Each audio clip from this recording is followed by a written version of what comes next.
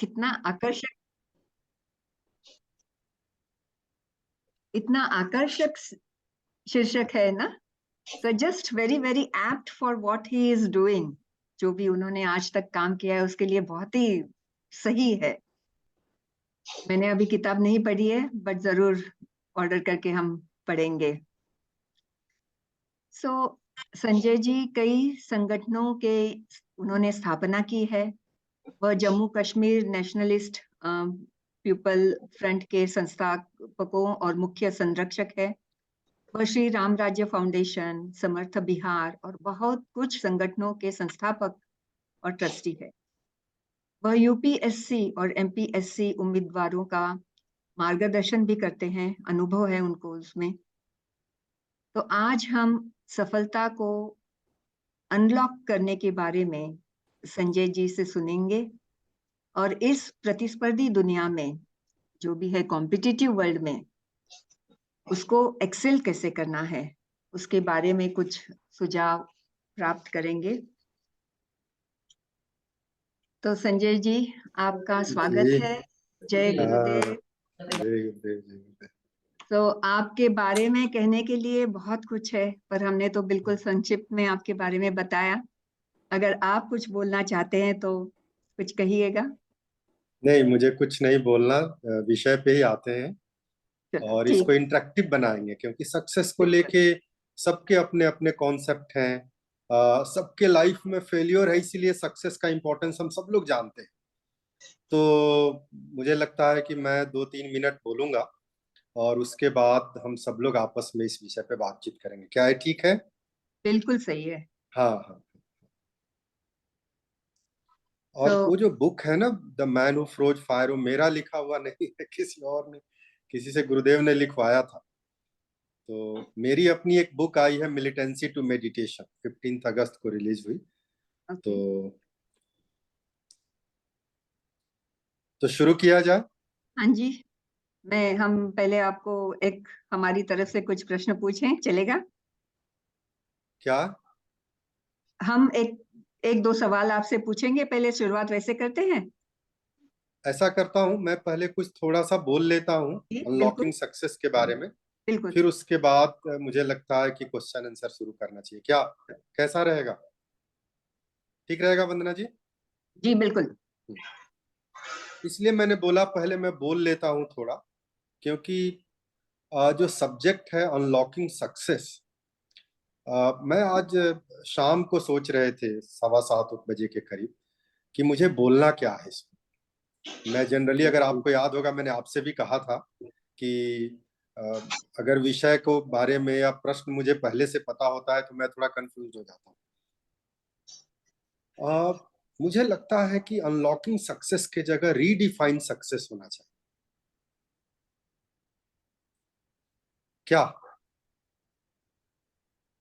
कुछ हाँ या ना बोलिए आप लोग, फिर आगे बात करेंगे। ठीक है? Very nice. क्योंकि सक्सेस को लेके सबके अपने अपने सोच है। दुनिया में एक ही बात को लेके दुनिया यूनाइटेड है, वो सक्सेस को लेकर। पूरी दुनिया में लोगों के फूड हैबिट अलग हैं, ड्रेस सेंस अलग है, लैंग्वेज अलग है, नेशनैलिटीज अलग है, सब चीज अलग है। लेकिन एक बात को लेके दुनिया जो है वो एक यूनिट के तरह है। एक सोच है एक बात को लेके, वो सक्सेस को लेकर है। और उसी सक्सेस को लेके जो एक इंफ्रास्ट्रक्चर पूरी दुनिया में बनाई गई, जिसमें यूनिफॉर्मिटी देखने को मिलती है, उस इंफ्रास्ट्रक्चर को हम एजुकेशन कहते हैं।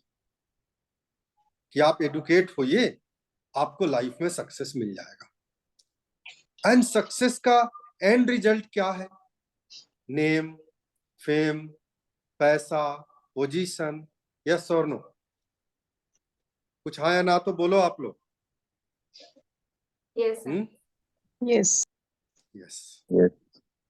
केवल सक्सेस को लेकर दुनिया के लोग एक यूनिवर्सिटी से दूसरे यूनिवर्सिटीज में पढ़ने जाते हैं।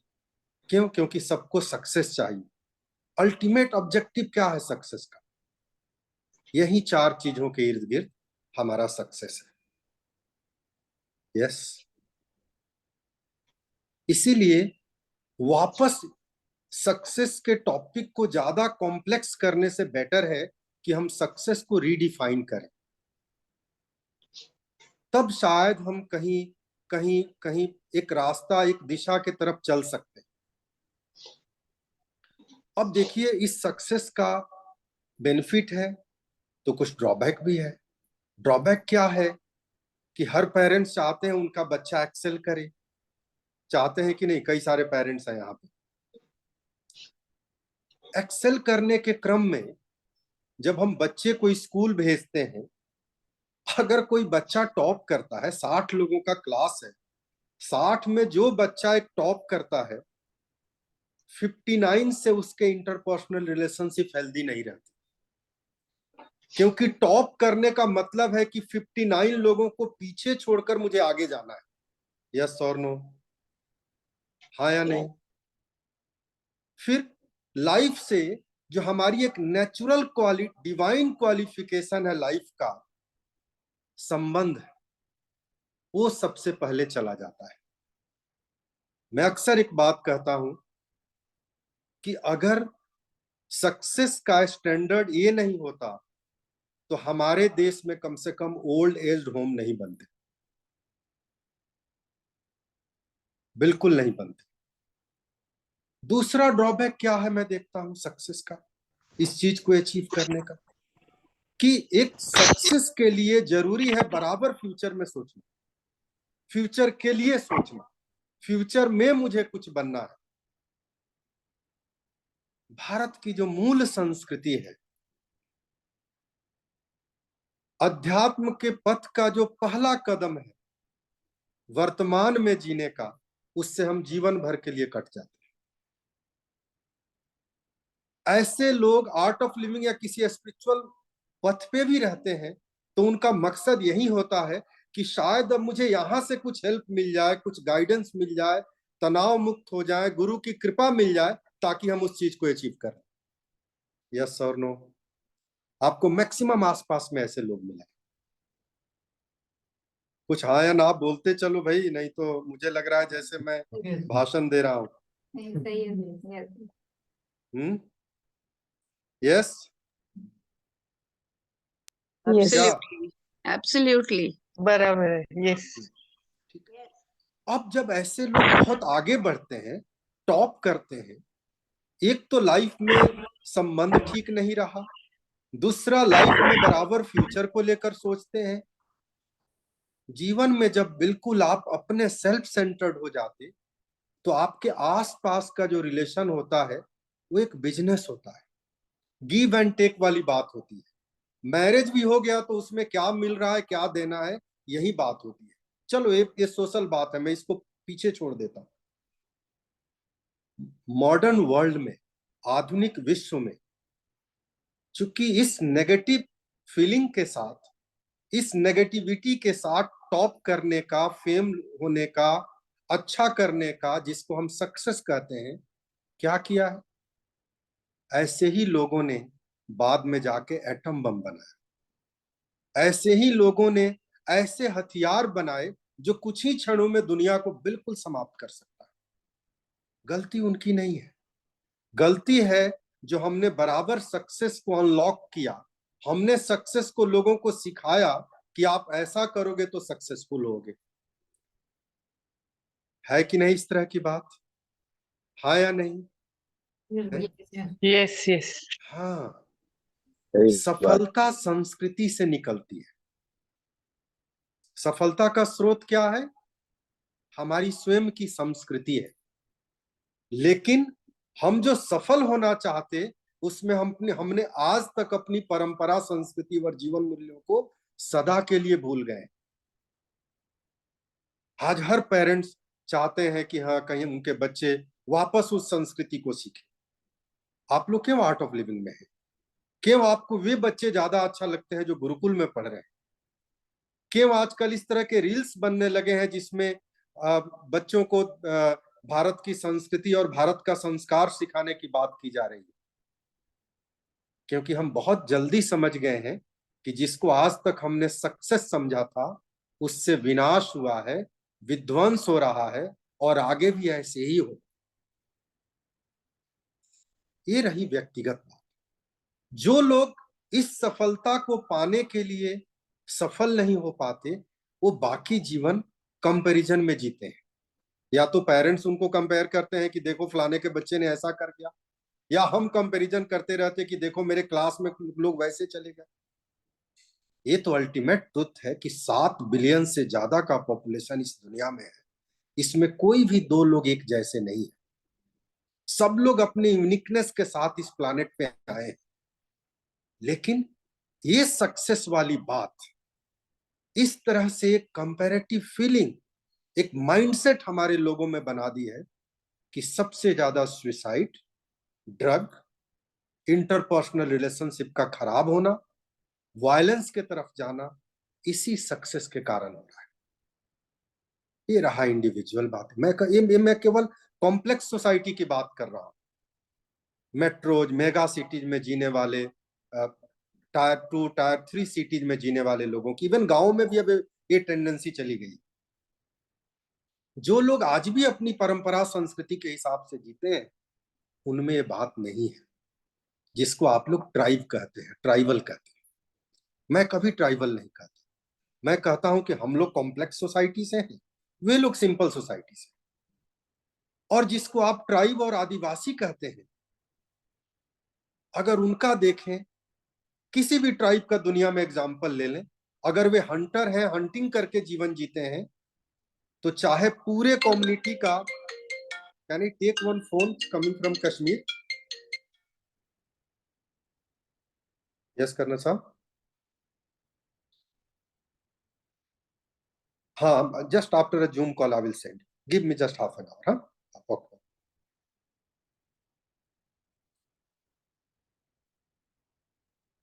क्षमा चाहता हूँ, कश्मीर मुझे जाना है कल और वहां से फोन आ गया। तो एक आदमी हंटिंग करके लाता है, लेकिन उनमें पता है कि हमारा हंटिंग करना ही कर्तव्य था। जो हंटिंग करके लाए, उस पे सबका बराबर का अधिकार है। ये बात समझ रहे हैं आप लोग? हमारे लिए अनपढ़ है, हमारे लिए जंगल में रहते हैं, लेकिन संस्कृति देखिए, कोई दहेज नहीं है। आज हम वुमेन को 10 दिन पहले पार्लियामेंट का स्पेशल सेशन लाकर वुमेन को लिए, जिस देश में सदा से जीने का तरीका रहा, यत्र नारेस्तु पूज्यन्ते रमन्ते तत्र देवा, वहां 33% रिजर्वेशन वुमेन को लाकर देने की बातचीत चल रही है। क्यों? वहां जाकर देखिए, विमेन का दर्जा सिंपल सोसाइटी में बराबर ऊपर रहता है। किसी भी, कहीं भी दुनिया के किसी भी ट्राइब का आप ये कर ले। एक एंथ्रोपोलॉजिस्ट हुई है मार्गरेट मीथ, उनको आई थिंक उनको जो पढ़ाए थे, या वो जिनकी वो डिसाइपल थी, वो फादर ऑफ कल्चरल एंथ्रोपोलॉजी माने जाते हैं। एंड उन लोगों ने पूरी दुनिया के ट्राइब के कल्चर एंड ट्रेडिशन को स्टडी किया और देखा कि दुनिया को अगर सेव करना है, तो अपनी परंपरा संस्कृति में जीकर ही कर सकते हैं। और एक कॉमन बात है पूरे ट्राइब के लिए, tribe that dance can not die. कोई किसी की मृत्यु भी होती है तो डांस करके सेलिब्रेट करते हैं, किसी का जन्म भी होता है तो डांस करके सेलिब्रेट करते हैं। हमारा सक्सेस हमको कहां लेकर गया है? इसीलिए मैंने कहा, अनलॉकिंग द सक्सेस जरूरी नहीं है, रीडिफाइन द सक्सेस जरूरी है आज। ये तो हुआ पर्सनल लेवल। इंटरनेशनल लेवल पे भी देखिए, वर्ल्ड लेवल पे भी देखिए, 1945 में यूनाइटेड नेशन बना।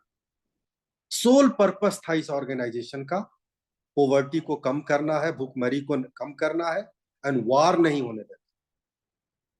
यूनाइटेड नेशन बनने के बाद 300 से ज्यादा वार हो गए। एक वार अभी दुनिया में चल रहा है, और ये हो सकता है इस वार से थर्ड वर्ल्ड वार भी हो। एंड मॉडर्न वर्ल्ड में जितना भूखमरी से लोग मर रहे हैं, दुनिया के इतिहास में आज तक कभी भूखमरी से लोगों ने नहीं मरे। क्या यही सक्सेस है? सक्सेसफुल लोगों ने अपनी एक कैंप बना ली, जिसको G7 कहते हैं, G20 कहते हैं, अब G21 हो गया।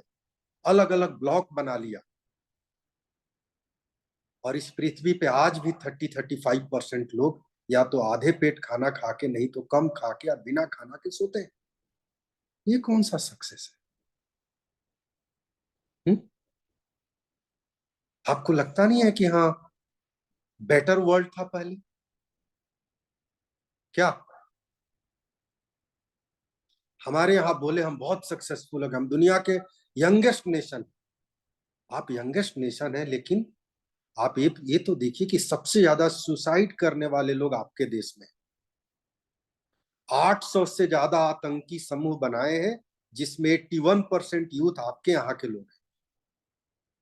10 लाख टीनेजर्स केवल स्मोकिंग करने से मरते हैं आपके देश में।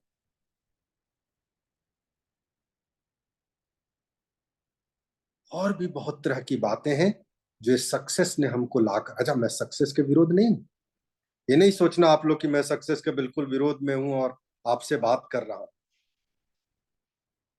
मैं केवल इतना कह रहा हूं कि अब समय आ गया है कि सक्सेस को रिडिफाइन किया जाए।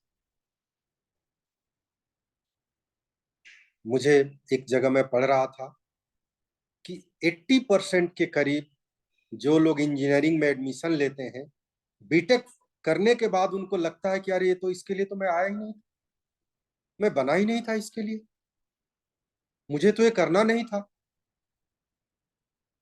अब उस लड़के और लड़की को आप बोलो कि सक्सेसफुल हो, उसका आप इंटरपर्सनल रिलेशनशिप खराब करते हो, उसको उसको बहुत कम एज में बीपी का प्रॉब्लम हो जाता, लाइफ स्टाइल डिजीज हो जाते हैं। क्या यही सक्सेस है कि भारत जैसे स्पिरिचुअल देश के 70% के करीब लोग लाइफ स्टाइल डिजीज से कम से कम एवरेज 2500 रुपया खर्च करते हैं? एवरेज सोचो, अगर हम इसको बचाएं, हमको दुनिया से कहीं इन्वेस्टमेंट की जरूरत नहीं है, हमारी जीडीपी खुद बढ़ जाएगी। हार्वर्ड बिजनेस स्कूल ने स्टडी किया कि हम पिछले अपने 70 इयर्स का सक्सेस देखते हैं, क्योंकि हमारे यहाँ से लोगों ने बड़े बड़े मल्टीनेशनल कंपनीज बनाए, सीईओज बने, तमाम जगहों पे गए, बड़ा सक्सेसफुल इंस्टीट्यूशन है। उन्होंने देखा एवरेज एज उनके लोगों का 56 इयर्स है। किसी ने गूगल बनाया, कोई गूगल में गए, 80% लोगों के 2 या 2 से अधिक शादियां हुई, डिवोर्स हो गया था। जब उन्होंने स्टडी किया अपने पास आउट लोगों के बारे में, मैक्सिमम लोगों को देखा कि stress related, anxiety related disease है उनको, किसी को हार्ट का प्रॉब्लम है, किसी को कैंसर है। हार्वर्ड ने रियलाइज किया कि oh my God, average 56 years में उनके यहां से पास आउट लोग, जिनको दुनिया सक्सेस का माइलस्टोन मानती है, वो कहीं नहीं है। Then they have introduced the Bhagavad Gita.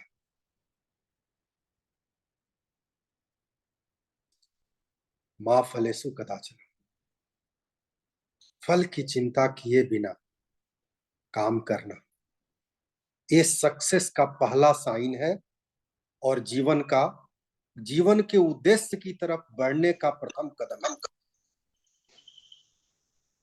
क्योंकि जब तक आप फल की चिंता में जीते हो, जो ये सो कॉल्ड सक्सेस ने आपको सिखाया है, आप कभी मेडिटेट नहीं कर सकते। मेडिटेशन हो ही नहीं सकता नेचुरल तरीके से। यस और नो? कुछ हाँ या ना बोलो आप। Yes. एंड उस अनसीन अननोन को अगर एक्सपीरियंस करना हो, तो फल की चिंता से आप कभी नहीं कर सकते।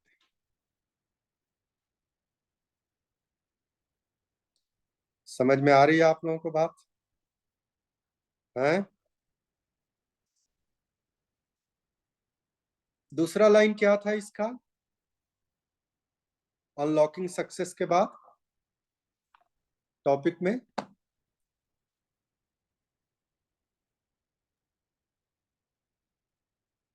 Essential tips for excelling in competitive world. हाँ, क्या है second Essential line? tips. Essential tips for अच्छा, हाँ कॉम्पिटिटिव Yes, वर्ड। देखिए, हमारी सक्सेस, जीवन की सफलता हमारे संस्कार और संस्कृति में है, मैं पहले बता चुका हूं। इसके अलावा इल्यूजन है जीवन। पहली बात तो हमारी संस्कृति क्या है? भारत की संस्कृति कॉम्पिटिटिव नहीं है, कोऑपरेटिव है। इसको हम सब लोगों को इस पे विचार करना चाहिए। हम जिस भूमि पे हैं, भारत की संस्कृति कॉम्पिटिटिव कतई नहीं है, कोऑपरेटिव है। इसीलिए समाज की चर्चा है। डीएसएन की भी शुरुआत समाज से होती है। उस समाज की परिभाषा क्या है? समम अंजंती इति समाज। सबको साथ लेकर चलने की प्रक्रिया को ही समाज कहते हैं। हर पेरेंट्स अपने बच्चे को सिखाते हैं, हर पेरेंट्स नहीं, क्षमा चाहता हूं, पर अनुभव कहता है कई बार पेरेंट्स अपने बच्चे को बोलते चॉकलेट घर में ही खा लो, बाहर जाओगे तो कजन ब्रदर फ्रेंड से शेयर करना होगा। टॉयज साथ में खेलो, फ्रेंड्स के साथ करोगे तो वे तोड़ देंगे। मतलब जन्म के साथ एक कॉपरेशन का जो एक भाव है वो तो चला ही जाता, एजुकेशन पूरी तरह से उसको समाप्त कर देता, क्योंकि वहां कोऑपरेशन की कोई बात है नहीं। सब लोग एक दूसरे से छुपाते हैं, है कि नहीं ऐसी बात? समम मंजंती इति समाज। सबको साथ में लेकर चलने की प्रक्रिया का नाम समाज है, और यही आपकी संस्कृति है। तो सबको साथ लेकर चलेंगे कैसे? सबको साथ लेकर चलने का जो फ्यूल है ना, उसी को संबंध कहते हैं। और आपको पता है भारत की संस्कृति क्या है, भारत की परंपरा और जीवन मूल्य क्या है? भारत का समाज केवल संबंधों पे आधारित है, साधन पे आधारित कतई नहीं है। एक परिवार में भी दो या दो से अधिक लोगों के बीच अगर कोई समस्या है तो आपसी संबंधों को लेकर है, साधन को लेकर नहीं है। जिस साधन को प्राप्त करने के लिए सक्सेस नामक एक वर्ड क्वाइन किया गया, और उसको अचीव करने के लिए रात दिन हम लगे रहते हैं। इनफैक्ट हमारे पूरे भारतवर्ष की 95% प्रॉब्लम आपसी संबंधों का खराब होना है। जिस दिन संबंध पटरी पे आ गए, 95% प्रॉब्लम ऑटोमेटिकली रिजॉल्व हो जाएगा। सोच कर देखना आप लोग इस बात को। भारत की संस्कृति कॉम्पिटिटिव नहीं है, कोऑपरेटिव है। जिस संस्कृति ने कहा हो उदार चरिता नाम तू वसुधैव कुटुंबकम, अभी G20 में वसुधैव कुटुंबकम था ना मोटो, तो पूरे दुनिया, पूरा संसार हमारा परिवार तब तक नहीं होगा जब तक हम उदार नहीं हो,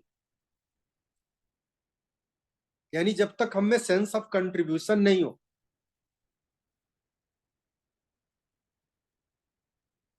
क्षमा चाहता हूं, मैं तो 3 मिनट ही कहा था, ज्यादा बोल गए। अब हम सब लोग बात करते हैं आपस में। हमको बहुत अच्छा लग रहा है, एक अगले अलग एंगल से आपको हम सुन रहे हैं। आज का जो टॉपिक है, तो आप please you can continue, we are really enjoying it. नहीं नहीं, अब थोड़ा बाकी सबको भी इन्वॉल्व करते हैं, ठीक है? नहीं, मुझे Sanjay ji, the thing is that अभी I am looking after schools, Shri Shri Ravishankar मंदिर महाराष्ट्र में। तो ये जो बात आप कह रहे थे, तो it was like, you know, for everything it was like yes, yes, yes. And there are many things which I have already been talking to parents, but you have actually stamped it, endorsed it, and I'm also happy that I got new angles which definitely I'll be able to present it to the parents, because this is required in school, where education, you said it very rightly, what exactly education means. So it अब is आप going to देखिए ना, ऋग्वेद के आपस्तम सूक्त में सबसे पहले education का curriculum बना। दुनिया में कहीं भी, सब लोग आ जाओ इस पे, अकेले मुझे अलग से नहीं, हम कोई स्पेशल नहीं है, सब लोग ये रही है। दुनिया में कहीं भी एजुकेशन का करिकुलम बनने का प्रमाण जो है, एविडेंस जो है, भारत की संस्कृति में मिलता है। लाखों लाखों मिलियंस ऑफ वर्ष पहले। मोटो क्या है? सा विद्याया विमुक्तये। What is the purpose of विद्या? I am not talking about education, शिक्षा, जो हमको विमुक्त करे। किससे? हैट्रेड से, जेलसी से, जो भी नकारात्मक टेंडेंसी है ह्यूमन बीइंग का, अगर एजुकेशन से, आज के एजुकेशन से अगर ये सारी टेंडेंसी हमारे पर्सनालिटी का हिस्सा बनता है, तो फिर तो कहीं ना कहीं कुछ गड़बड़ है। Something is wrong somewhere. क्या? एंड शिक्षा का मतलब हमारे संस्कृति में उच्चारण है। संस्कृत में शिक्षा का मतलब उच्चारण। 6 वेदांग है: शिक्षा, कल्प, व्याकरण, निरुक्त, ज्योतिष, छंद। हमारे यहाँ जो शास्त्र हैं, उनको पढ़ने में जो सहायक जो ग्रंथ हैं, वो 6 हैं जिनको वेदांग कहते हैं। उसमें एक शिक्षा है। शिक्षा मतलब हमारे उच्चारण करने की विधि। भारत की संस्कृति में बराबर विद्या की बात किया और उसको 2 हिस्सों में बांट दिया, आगम और निगम। निगम मतलब कुछ स्किल का एजुकेशन लेना, आगम मतलब तत्व ज्ञान का एजुकेशन लेना। आप लोग गुरुकुल में जाते होंगे तो वहां लिखा होता होगा आगम विद्यालय, मतलब वहां जो पढ़ते हैं वो वेद की पढ़ाई करते हैं। और निगम मतलब है स्किल का। तो विद्या है। सा विद्याया विमुक्तये। जी आगे बात करते हैं कुछ।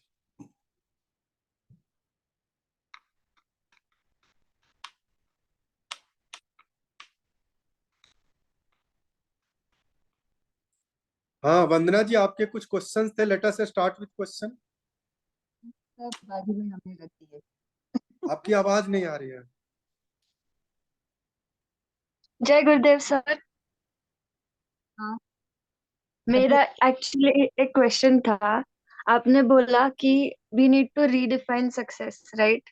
सो should we still keep aims in life in order to achieve something successful in life? I mean, you have said that ऐसे कुछ रहना नहीं चाहिए, as in like ऐसे we shouldn't run behind success, but then how do we still live a good life? That is my question. आपको पहले ये देखना होगा good life and successful life में डिफरेंस बताना होगा। वो खुद आप ही समझ सकते हैं कि सक्सेसफुल लाइफ क्या है, गुड लाइफ क्या है। जिस दिन आपको क्योंकि ये चिंतन मनन आप कर सकते हैं या कर सकती हैं। मैं अगर बताऊं तो ये मेरे अनुभव से आएगा। Okay, successful sir. लाइफ अलग बात है, गुड लाइफ अलग बात है। जितने सक्सेसफुल हुए हैं उनमें कभी प्रेम नहीं होता। वो किसी से प्रेम नहीं करते, वो अकेले रहते हैं। सक्सेस का देख लीजिएगा पैमाना। पर जीवन में गुडनेस आती है जब हमारे अंदर ये भाव पैदा हो, हम कौन हैं, हम सब कहां से आए हैं। हम सब बराबर के लिए आए नहीं, एक न एक दिन हम सबको यहां से जाना है। तो कैसा समाज छोड़कर जाना चाहते हैं, कितने लोगों को गले लगा सकते हैं और आने वाली जनरेशन के लिए कैसे कैसे एक सुंदर शुरुआत करके जा सकते हैं। ये गुडनेस हो। बाकी 6 डिजिट में अगर आपकी सैलरी है, 5 डिजिट में अगर आपकी सैलरी है, और साल में 2-3 बार अगर आप एक कॉरपोरेशन से दूसरी कंपनी चेंज करते हैं, दुनिया के नजरों में आप जरूर सक्सेसफुल हैं। लेकिन कभी सोच के देखिएगा कि वो आपका लाइफ गुड है या सक्सेसफुल है। Yes, sir. Actually, I'm a student. I'm a master's student doing MSc Clinical and Nutrition in Clinical Nutrition and Dietetics. So that's why I wanted to ask before starting my career. ऐसे yes मुझे yes, थोड़ा doubt था great. कि मतलब successful होना है तो मैं ऐसे लाइफ गोल्स रखूं या नहीं रखूं कि 5 साल में जरूर ये रखना चाहिए, जरूर रखना चाहिए। गोल गोल के बिना लाइफ नहीं चलता। लेकिन आप ये ध्यान रखिएगा, जो गोल रखते हैं वही सामने आता है। इसीलिए हमारे यहाँ गोल बड़ा रखा, और उसी गोल के नाम पे भारत नाम पड़ा इस भूमि का। भा मतलब ज्ञान, और रत मतलब जो ज्ञान में रत रहते, जिस भूमि के लोग ज्ञान में रत रहते हैं। आप सब कीजिए। हमारा शास्त्र भी बोलता है, सुखस्य मूलम धर्म, धर्मस्य मूलम अर्थ। अर्थ मित फाइनेंस के बिना जीवन नहीं चलता। लेकिन उससे पहले बोले हैं, सुखस्य मूलम धर्म। अगर आपको सुखी रहना है तो धर्म का पालन करना। Are you getting this? Yes sir, thank you. हाँ, कोई भी चीज कॉम्प्रोमाइज नहीं किया जा सकता अपने खुशी के ऊपर। और आपने आर्ट ऑफ लिविंग का कोर्स किया है? यस सर, मैंने DSN किया है हाँ। अभी रिसेंटली। तो टीचर ने आपको आजकल हैप्पीनेस प्रोग्राम बोलते हैं, हैप्पीनेस प्रोग्राम में बताए होंगे। वो हैप्पीनेस पॉइंट डिस्कस करते हैं आजकल, धनंजय भैया करते हैं ना? करते हैं ना। तो उसमें देखिए, उस पॉइंट का अल्टीमेट मकसद क्या है उस पर डिस्कस करने का। भाई पहले खुश हो जाओ। खुशी को सब चीज फॉलो करता है। ठीक है, नेक्स्ट। Thank you sir. पूछती हूँ,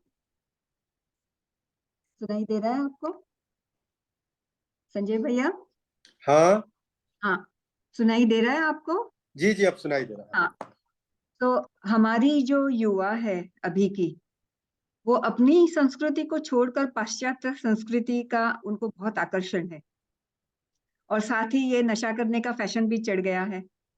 तो इन युवा को हम कैसे समझाएं? नहीं देखिए, युवाओं पे दोष पहले नहीं देना हो। दोष परिवेश का है। दो चीजों से हमारी ऐसी प्रवृत्ति बनती है, इन्वायरमेंट एंड फूड।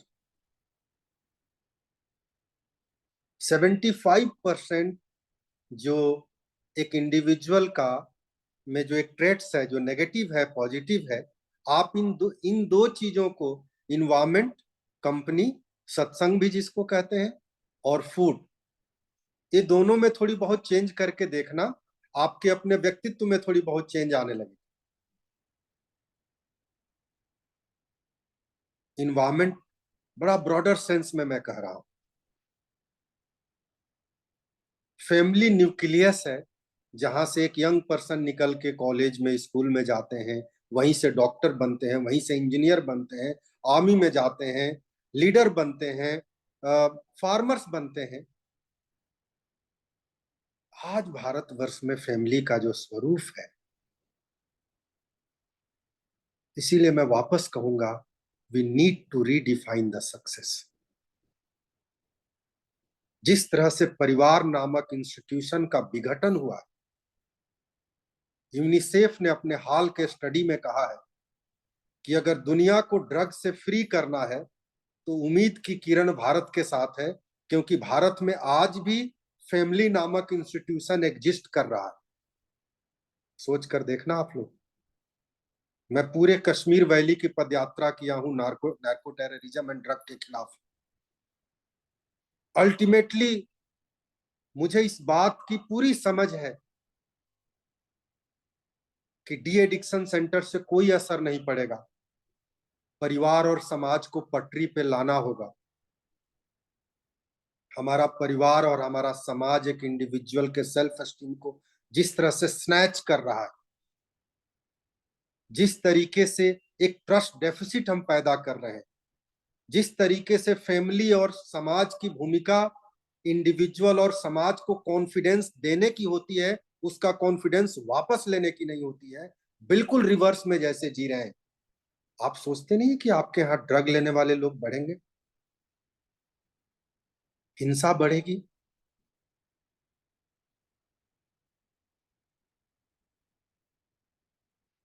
बहुत इंपॉर्टेंट है। दुनिया कहता है कि उम्मीद की किरण भारत है।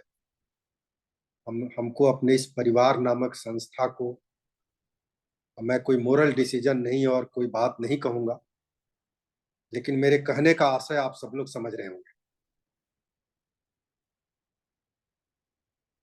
नेक्स्ट।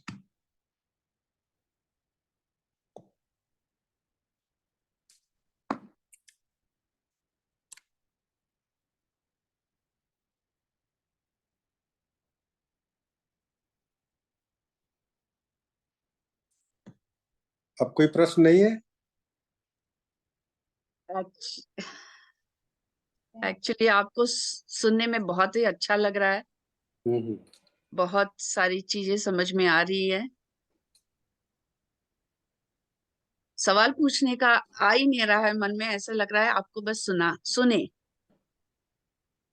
नहीं नहीं नहीं, पूछिए, ताकि मुझे भी तो बहुत सीखने का मौका मिलता है। कभी कभी ऐसी कंपनी मिलती है। चलिए, जूम के ही माध्यम से गुरुदेव की कृपा हुई, आप सब लोगों से बातचीत करने का मौका मिल रहा है। कल से वापस कश्मीर वैली चले जाएंगे, शायद इस तरह का कोई सत्संग और कंपनी मिलेगा मुझे। जरूर आप सब लोग इंटरेक्ट कीजिए। ये हम लोग लास्ट जनरेशन है जो इस पे विचार कर सकते हैं, इस बारे में एक सोच डेवलप कर सकते हैं। इसके बाद की पीढ़ी को ये सब चीज समझ में नहीं आएगी, क्योंकि ट्रेडिशन का जगह टेक्नोलॉजी ने इस तरह से ले लिया है कि आपके बच्चे बहुत कम ट्रेडिशन के बारे में सोचेंगे। टेक्नोलॉजी और ट्रेडिशन में एक बैलेंस रहे, उसके लिए हम लोग लास्ट जनरेशन। अरे मुझे इस पे नहीं करो, सब लोग एक साथ रहो, ताकि मुझे भी लगे कि मैं इन्वॉल्व हूं। Arunima has a question. हाँ, जय गुरुदेव यस। भैया। भैया मुझे एक हाँ क्वेश्चन अरुणिमा, जय गुरुदेव। जय गुरुदेव भैया, कैसे हो हाँ, भैया? आपने इतने सारे क्वेश्चंस आंसर किए हैं। एक्चुअली 1 साल हो गया मुझे आज नौकरी छोड़े हुए, और आज सुबह बैठ के मैं अपने कुछ गोल्स देख रही थी, बिकॉज मैंने ये मन में रखा था कि मेरे लिए जो सक्सेस आपने सबसे पहले स्टार्ट किया था ना, वो ये लिखा था कि contribution with all my capabilities in improving the lives of people around me while I'm also healthy and happy। तो ये मैंने स्टेटमेंट लिखा था अभी जब आप बात कर रहे थे, और कितना अच्छी तरह से आपने ये चीज बताई कि ये सक्सेस जो हमारे अंदर कंपैरिजन सेट कर दिया गया है, वो सोसाइटी ने किया है, और किस तरह से इससे बाहर निकलना जरूरी है। क्योंकि वो 6 फिगर सैलरी, 7 फिगर सैलरी वो खुशी नहीं देगी, और हमारा जो पर्सनल दायित्व है वो लोगों के लिए उस पे काम करने की कितनी जरूरत है। तो भैया मुझे मैं वैसे तो आपसे बात करती रहती हूँ, पर फिर भी हम सब एज अ ग्रुप के लिए आप क्या हमें सजेशन देंगे कि एज एन इंडिविजुअल हम कैसे अपनी फैमिलीज में और थोड़ा सा बाहर स्टेप करके और लोगों के अंदर ये सारे चेंजेस लेके आए? मतलब चाहे हम एक होम मेकर हैं या हम एक जिस भी तरह के हम इन्वॉल्व हैं अलग अलग रोल्स में, हम क्या कर सकते हैं इस चीज के लिए? बहुत कुछ कर सकते हैं। प्रैक्टिकल बात तो यही है अरुणिमा, कि दुनिया में किसी के ऊपर प्रिंसिपल का कोई असर नहीं पड़ता, पर्सनालिटी का असर पड़ता है। अच्छी अच्छी प्रिंसिपल से, अच्छी अच्छी बातों से लाइब्रेरी भरी हुई। हैप्पीनेस प्रोग्राम में भी एक से एक बातें हम आप लोग करते होंगे, सीखते होंगे, सिखाते होंगे, पर एक दूसरे पे इम्पैक्ट एक दूसरे के पर्सनालिटी का पड़ता है, न कि प्रिंसिपल्स का पड़ता है। हम ये सोच लें कि कल से इनपुट टॉक देना शुरू कर देंगे और परिवार सब ठीक होने लगेगा, संबंध पटरी पे आ जाएगा, सक्सेस के बारे में लोग अपनी नजरिया बदल देंगे। ऐसा नहीं है। मैं आप सबसे यही प्रार्थना करूंगा, निवेदन करूंगा, हम अपना व्यक्तित्व ऐसा बना लें, पर्सनालिटी ऐसा बना लें कि चाहे आप घर में हो, ऑफिस में हो, बिजनेस में हो, अपने जीवन काल में जितना इम्पैक्ट आपके स्वयं के व्यक्तित्व का होगा, उतना प्रिंसिपल्स का कभी नहीं हो सकता। इसीलिए कई बार लोग बोलते हैं, आप दुनिया को सुधारना चाहते हो, आप अपने आप को सुधार लो, दुनिया ऑटोमेटिकली। क्या राइट है, राइट, बिल्कुल सही। तो हमको अपने व्यक्तित्व के ऊपर थोड़ा बहुत फोकस करना चाहिए। मैं आप लोगों से भी यही निवेदन करूं। 150 करोड़ की जनसंख्या है, जिस रेशियो में आर्ट ऑफ लिविंग का कोर्स चल रहा है, 700-750 वर्ष में भी आप नहीं पहुंच सकते। लेकिन कोर्स करने कराने के साथ साथ अगर व्यक्तित्व निखर गया, तो आप पूरे पुणे शहर में आपके व्यक्तित्व का जो सुगंध है वो फैल जाएगा। क्या अरुणिमा, मेकिंग सेंस? बिल्कुल making sense. David, you have a question? Yes, hello, जय गुरुदेव एवरीवन, जय गुरुदेव संजय जी। सर, मैंने आपके बारे में बहुत ही सुना है मेरे आर्ट ऑफ लिविंग के हैप्पीनेस प्रोग्राम टीचर से ही। तो सबसे एक तो पहले मेरा आप लोग नाम संजय बिहारी हटा दीजिए, बिहारी मेरा टाइटल नहीं है, कुमार है। ठीक है। वो मुझे खुद भी अपना इंट्रोडक्शन देना होता, मैं संजय बिहारी हूँ, तब लोग पहचानते हैं आर्ट। तो थोड़ा उससे एक रीजनल जैसा कुछ एक ये आता है, जिसके खिलाफ मैं लगातार बोलते आया हूँ, करते रहा हूँ। जी देवेश, पूछिए। सर, आपका बैकग्राउंड थोड़ी देर पहले वंदना दीदी ने बताया था।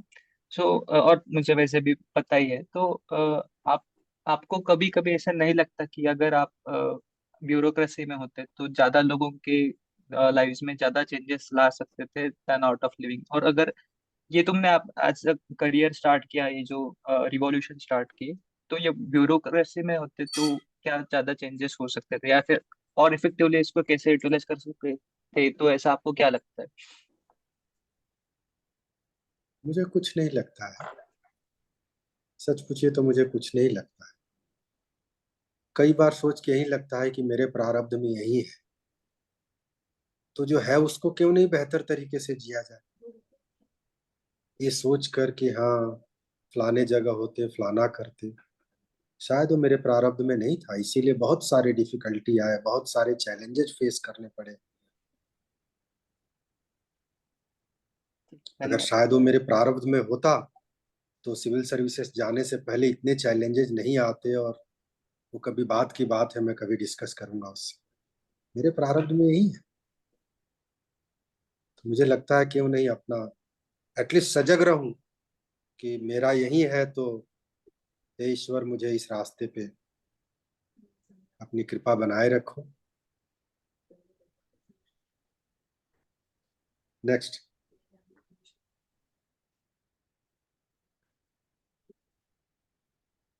बहुत लोग हैं भाई, पूछो, कुछ पूछो, या आप लोग कुछ बताओ।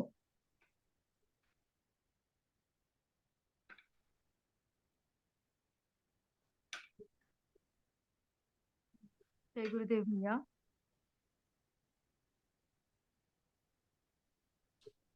कुछ पूछ सकती हूँ? जय वंदना गुरुदेव। जी, पूछ सकते। आपने तो कुछ प्रश्न भेजे थे, let us start from let us discuss. अगर कोई कुछ नहीं पूछ रहा है तो वही बात करते हैं। अभी किसी ने आवाज दी थी, किसी को कुछ पूछना है? आप बोलिए, आप बताइए, सुनाइए। तो मुझे ये पूछना है, आपने अभी बताया कि जैसे व्यक्तित्व निखारना है अपना ही, सो आई वाज वंडरिंग एग्जैक्टली आप यानी कैसे व्यक्तित्व को ऐसा करे कि जिससे कि लोग हमसे प्रभावित हो और जुड़ जाए जैसे। कौन पूछ रहे हैं? मुझे दिखाई नहीं दे रहे। उसका वीडियो बंद है, सौम्या आपको वीडियो ऑन करना पड़ेगा। अच्छा चलो कोई बात नहीं। व्यक्तित्व और चरित्र समानार्थी है। और इन दोनों के लिए एक वर्ड आया है जिसको त्रैत कहते हैं वैदिक साइंस में। त्रैत मतलब तीन। तीन का मतलब है मनसा वाचा कर्मणा। जो हम सोचते हैं वही बोलते हैं और वही करते हैं, तो ये हमारा सुंदर व्यक्तित्व हुआ। सोचते कुछ है, बोलते कुछ है, करते कुछ है, तो बोलते हैं कि आपका चरित्र जो है वो ठीक नहीं है। इससे पहले भी डीएसएन के कई टॉक में मैं बोल चुका हूं कि आधुनिक विज्ञानी, मैनेजमेंट को समझने वाले लोग, सब लोग ये शोध करके बताए हैं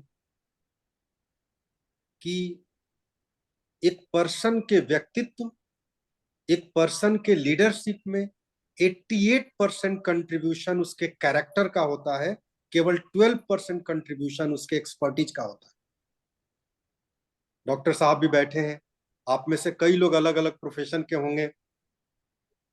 आप देखिए, आप इंजीनियर हैं, आर्मी में हैं, प्राइवेट सेक्टर में हैं, आपके टीम में, आपके कंपनी में, आपके ग्रुप में कोई एक व्यक्ति क्यों अच्छा लगता है? आप सबकी एजुकेशनल बैकग्राउंड एक है, हो सकता है आप अपने क्लास के टॉपर होंगे, लेकिन आपकी मैनेजेरियल एबिलिटी, आपकी लीडरशिप, आपकी क्वालिफिकेशन का 88% हिस्सा आपका स्वयं का कैरेक्टर है, न कि स्वयं का क्वालिफिकेशन है। और चरित्र को मनसा वाचा कर्मणा, व्यक्तित्व बन गया। आप क्या सोचते हैं, आपके बोलने से लोगों तक कम्युनिकेशन होता है? आसपास के लोग, आप नहीं भी बोलते, आपके वाइब्रेशन से समझ जाते हैं कि आपके साथ ज्यादा वक्त बिताना चाहिए, नहीं बिताना चाहिए, आप क्या सोच रहे हैं, क्या सोच रही हैं। यही कारण है डीएसएन में पद्म साधना सिखाते हैं, क्योंकि उस लेवल पे आपकी कम्युनिकेशन का स्किल्स थी। मैं आऊंगा तो थोड़ा इस पे बात करूंगा, what is the relation between the Padma Sadhana and the different skill in our life.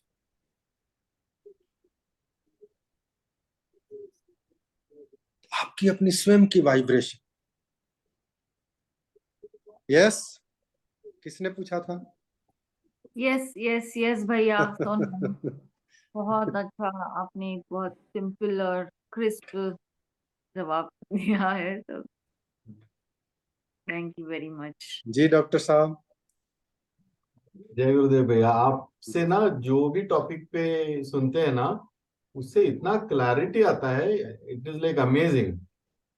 और कहीं से नहीं आता है, मतलब पढ़ने से भी नहीं आएगा, इतना क्लैरिटी हर एक फंडामेंटल चीजों में आता है। और फिर बार बार लगता है कि फिर भी हम कैसे फंसते, पूरा समाज कैसे खींचते, फंसा फंसा हुआ जाता है।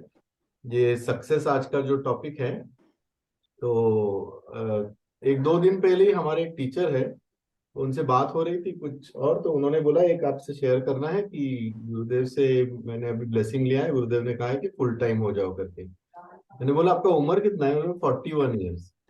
तो गुरुदेव ने सब पूछा, ये है सब है, तो उन्होंने बोला कि ठीक है अभी फुल टाइम बन जाओ करके। तो I was so amazed at what he said कि ये है। तो उन्होंने सब बोला इक्वेशन की क्या क्या करना है, कब छोड़ सकते हैं, सब बोला।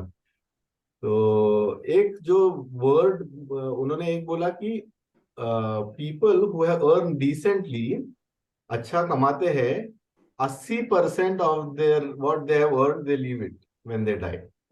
सिर्फ 20% यूज करते हैं। और दूसरा एक बहुत इंपॉर्टेंट वाक्य उन्होंने जो बोला कि जिंदगी जीने के लिए, पैसे कमाने के लिए नहीं है। तो मुझे वो इतनी चीज भा गई। फिर भी मुझे आपसे कहना है कि ऐसे लगता है कि ये छोड़ के किसी में अगर हमें जाना है, तो एक बाउंड्री फेस करते हैं, क्योंकि हम एक सिक्योर इसमें है। कल पता नहीं हमें पैसा नहीं मिलेगा, खाने को नहीं मिलेगा, ये नहीं मिलेगा। तो कई सारे लोग हैं कि जो ये करना भी चाहे तो एक बहुत बड़ा कदम है, जिससे वो ये लांग की गाय कि मुझे सिर्फ समाज के लिए करना है। तो I really salute to you कि आप वो मतलब सालों पहले आपने वो किया है कि जो लोगों को बहुत बड़ा बैंक बैलेंस आने के बाद भी वो पॉसिबल नहीं है, क्योंकि उनको लगता है और ज्यादा, और थोड़ा ज्यादा कमा, और थोड़ा ज्यादा कमाना चाहिए। तो ये जो समाज के लिए हमें मतलब ये करना है, तो वो ट्रांजिशन आपको क्या लगता है कि सक्सेस, तो मतलब जो कॉमन सेंस में सक्सेस जो अचीव करना है वो हो गया, तो आपको क्या लगता है ये वानप्रस्थाश्रम के बारे में?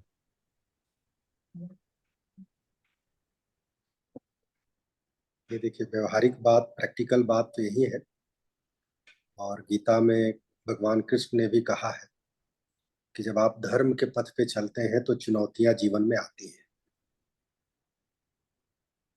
तो जिंदगी में अगर चुनौती नहीं आए तो फिर उसका मजा क्या है? हम्म? और कंडीशनिंग के हिसाब से जीवन में आगे नहीं बढ़ना है कि हाँ, मैं ठीक से डॉक्टर साहब आपकी पूरी बातें सुना नहीं, क्योंकि मुझे सुनाई नहीं दे रहा था। लेकिन जितना सुने उस पे मुझे लग रहा है कि कोई कंडीशन के हिसाब से कहीं फुल टाइम होना है, पार्ट टाइम होना है, समाज के लिए करना है। क्योंकि जैसे आप कंडीशन लगा देते हैं, आप अपनी लक्ष्मण रेखा स्वयं खींच देते हैं। तो तकलीफ आपको समाज से नहीं होती, आपके द्वारा ड्रॉ की हुई जो लाइन है वो आपको तकलीफ देता है। और जो ड्रॉ किया हुआ लाइन है वो इतना स्ट्रॉन्ग थॉट बन जाता है कि जैसा हम सोचते हैं वैसा होने लगता है। क्या आप लोगों का भी अनुभव रहा है कि नहीं ऐसे?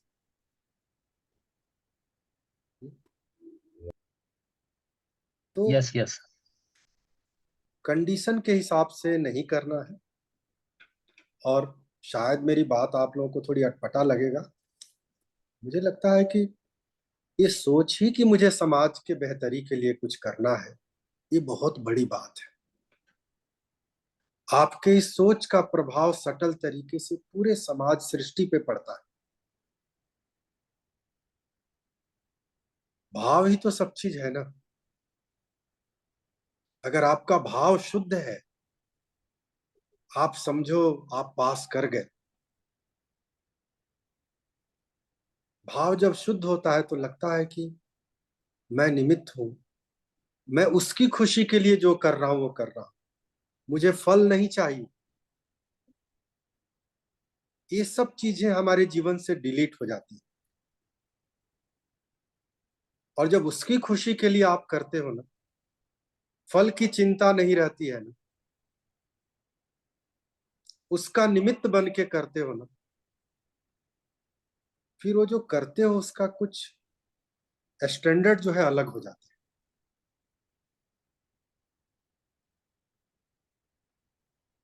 क्योंकि आध्यात्मिक पथ पे सबसे बड़ा जो ब्रेकर है वो कुछ पाने का है, जबकि अध्यात्म है कि आपको सब चीज खोना है। जन्मों जन्म से जो एक संस्कार को लेकर आप आए, आपको उससे मुक्ति चाहिए। और वो जो सब कांटे जब निकलते हैं, physical, mental, emotional, social level पे, थोड़ी बहुत तकलीफ होती है, ज्यादा तकलीफ होती है।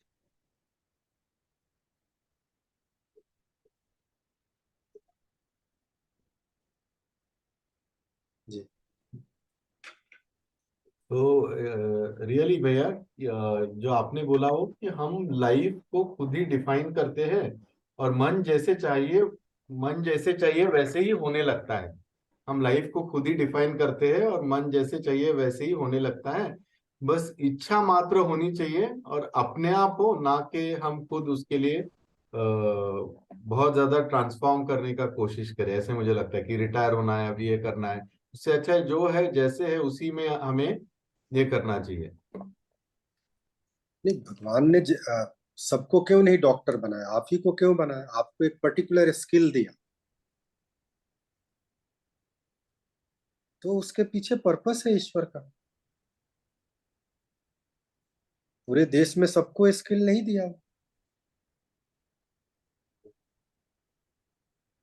आप उससे जितना कंट्रीब्यूट, या जिसको जो स्किल दिया उससे जो आप कंट्रीब्यूट कर सकते हैं,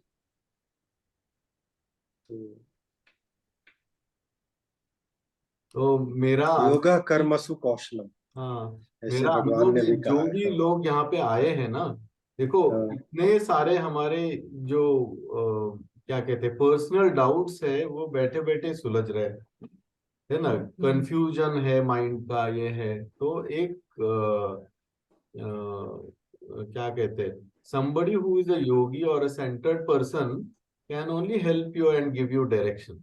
तो हम ना ही डीएसएन कोर्स करने वाले हैं, लेकिन संजय भैया के साथ रह के हमारे जीवन को भी एक दिशा मिलने वाली है।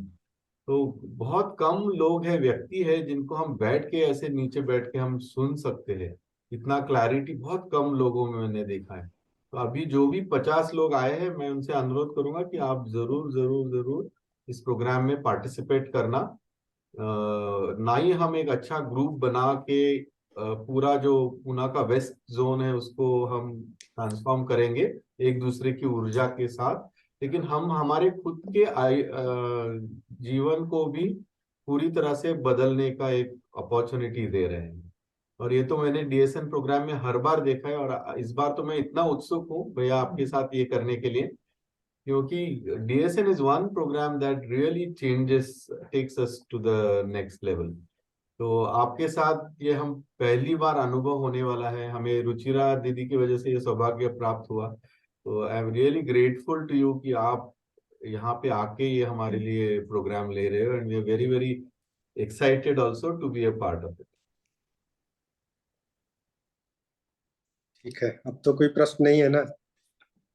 और एक है सबके लिए अनाउंसमेंट है कि हमने भैया आ रहे हैं यहाँ पे, तो 2 अक्टूबर, मंडे 3 को, अक्टूबर हाँ मंडे को, हाँ मंडे को, ट्यूसडे को और वेनेसडे को, थर्सडे से अपना प्रोग्राम शुरू हो रहा है। तो मंडे, ट्यूसडे एंड वेनेसडे 3 दिन इवनिंग हमने 3 जोन्स में भैया के साथ नॉलेज सेशंस रखे हैं, and all of you are invited to join all this sessions. जैसे आप देख रहे हैं कि हर सेशन अलग है, एक भी सेशन में कुछ ये नहीं है, और भैया कुछ भी प्लान करके नहीं बोलते हैं, और आप जो भी सवाल पूछो उसी से जो उभरता है वो एक like it's an amazing thing that comes out at that particular time। तो हमको सबको अटेंड करना ही है, और let's spend this entire week with भैया। It's very difficult to catch hold of him, जिस तरह से उनका काम चल रहा है अभी, और पता नहीं बाद में कब वो हमें डीएसएन का डेट दे पाए। He is doing something which is really beyond our understanding, जो बहुत लंबे समय तक हमारे देश के लिए काम करने वाला है। तो हमें इस अपॉर्चुनिटी को मिस नहीं करना है, उनके साथ रह के बीइंग विद दैट पर्सनालिटी। भैया खुद ही कहते हैं ना कि नॉलेज शेयर तो वर्ड से नहीं होता है, उनके साथ रहने से होता है। तो जरूर जरूर हम उनके साथ रहेंगे। अच्छा, ये सेशंस जो है उसके डिटेल्स आपको ग्रुप में मिल जाएंगे, और अगर कुछ चाहिए तो हम में से किसी को भी कांटेक्ट कर सकते हैं। धनंजय भैया है, ईशा दीदी चैट में नंबर डाल दीजिए। ईशा दीदी, हाँ एक कांटेक्ट के लिए नंबर डाल देना, तो किसी को भी अगर करना है तो फोन करके आपसे डिटेल लेंगे, क्योंकि व्हाट्सएप से भी कई लोग ज्वाइन किए हुए हैं।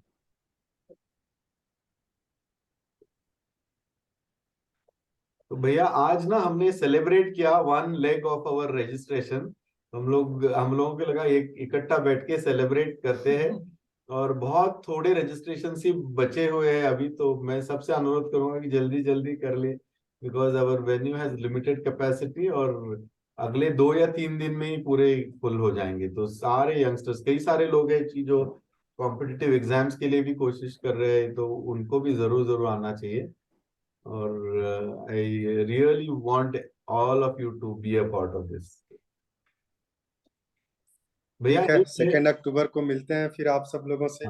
एक पार्टिसिपेंट है जो तीसरे या चौथी बार अभी यूपीएससी के लिए ट्राई कर रहे हैं, तो वो उनको हम बहुत बार डीएसएन और इसकी कोशिश में कर रहे थे, तो फिर भी नहीं, फिर आपके बारे में बोला। वो यूपीएससी के लिए अभी 3 बार क्वालिफाई कर चुके हैं प्रीलिम्स, लेकिन फाइनल नहीं क्लियर पाते, ऐसे कुछ है। तो वो कल से हैप्पीनेस प्रोग्राम के लिए राजी हो गए हैं, क्योंकि उनको डीएसएन करना है, तो उनको भी हम लेके आने वाले हैं। नहीं, और वंदना जी भी कुछ प्रश्न उन्होंने शुरू में ही यूपीएससी और महाराष्ट्र पब्लिक सर्विस कमीशन के बारे में बातचीत किया था, अगर कुछ उसके तैयारी करने वाले पढ़ने वाले लोग हैं, मैं उनसे कहूँगा, क्योंकि मैं पढ़ाते आया हूँ कि प्रीलिम्स कई बार क्लियर हो जाता, मेंस नहीं होता। तो वहाँ पुणे में अगर उस तरह की कोई बात हो तो हम वैसे लोगों से साथ इंटरेक्ट कर सकते हैं। और ऑलरेडी एक जेंटलमैन पुणे में काफ़ी अच्छा काम कर रहे हैं। वो खुद भी आईएएस ऑफिसर थे, आई थिंक ज्वाइंट सेक्रेटरी बने थे या होने वाले थे, तब उन्होंने जॉब को छोड़ दिया और पुणे में सिविल सर्विसेज के लिए हाँ, अविनाश धर्माधिकारी धर्माधिकारी जी। हाँ चाणक्य स्टडी सर्कल है। हाँ हाँ हाँ हाँ। तो कई बार बातचीत में ही लगा, मैं बराबर बोलता हूँ कि 3 शब्द में आपका सक्सेस छुपा हुआ है: पढ़ो, सोचो और लिखो। हम में से कई लोग पढ़ते हैं, पढ़ने के बाद 95% लोग उस बारे में सोचते नहीं। और आपको पता है 70% लोग डायरेक्ट एग्जामिनेशन हॉल में जाके लिखते हैं, उससे पहले लिखने का कोई हैबिट। एंड व्यक्तित्व को निखारने का एक राइटिंग में पावर है। इसीलिए सिविल सर्विसेज का अगर आप गवर्नमेंट ऑफ इंडिया का गजट्स पढ़ेंगे, यूनियन पब्लिक सर्विसन का गजट पढ़ेंगे, तो उसमें है कि आपका पहला टेस्ट है, उसको प्रीलिम आजकल सीसेट कहते हैं। दूसरा मेंस एग्जाम नहीं है, रिटन टेस्ट है। मतलब ये जो एग्जाम हो रहा है आपके राइटिंग का टेस्ट हो रहा है। एंड थर्ड जो वर्ड आता है, कहीं भी इंटरव्यू वर्ड नहीं होता, पर्सनालिटी टेस्ट।